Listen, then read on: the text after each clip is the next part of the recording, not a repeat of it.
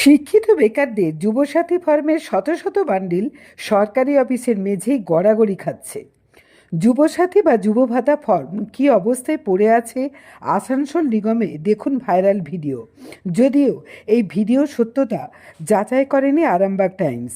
ফেসবুকে ভাইরাল চিত্রে স্পষ্ট দীর্ঘ লাইনে দাঁড়িয়ে থেকে বেকার যুবকরা বা শিক্ষিত যুবক যুবতীরা যুব ভাতা পাওয়ার আশায় যাবতীয় ডকুমেন্ট দিয়ে যে ফর্ম ফিল আপ করেছিলেন এবং জমাও দিয়েছিলেন পৌর অফিস, পৌর নিগম, পঞ্চায়েত অফিস তথা সরকারি অফিসগুলিতে, কিন্তু সরকারি অফিসগুলির গাফিলতি নাকি অদৃশ্য কোনো কারণেই এই কাজ। দেখুন আসানসোল পুর নিগমের এই ভাইরাল চিত্র। দেখুন, আমরা দেখেছি আসানসোল নগর নিগম যা মেন অফিস আছে, হেড অফিস, সেখানে প্রচুর পরিমাণে ফর্মগুলো যে যুবসাথীর নামে ভরা হয়েছিল ওটা ফেলা আছে। কেন এত আশা দিয়ে বেকারি ভাতা বলে আপনারা ফর্ম ফিল আপ করালেন?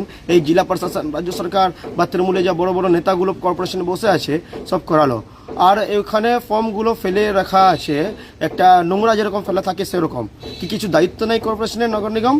আপনি বলুন তো, সেই ডকুমেন্ট আছে সেখানে আপনার ফর্ম ফিল আপ নামে যা আধার কার্ড বা ব্যাংকের বই প্রথম পেজে জিরক্স, ছবি, আধার কার্ড এইসব নিয়েছেন, এটা মিসইউজ হতে পারে।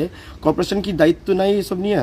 আর এই আমাদের ভিডিও আপলোড করার পর নগর নিগম রবিবার দিন কর্পোরেশন খুলে আর এইসব ফর্মগুলো আপলোড করানো স্টার্ট করেছে। আমি বলছি, এত দায়িত্বহীন কেন নগর নিগম হয়ে গিয়েছে বা জেলা প্রশাসন হয়ে গিয়েছে? এই জন্যে কি এরকম ফর্ম ফিল আপ করা হচ্ছে? জ্যোতিষ জগতে অদ্বিতীয় ডক্টর অঞ্জন শাস্ত্রী, আপনার উজ্জ্বল ভবিষ্যতের একমাত্র দিশারি।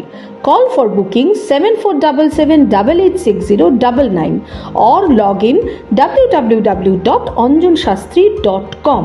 ডাউনলোড করুন আমাদের exclusive mobile app astro Anjan.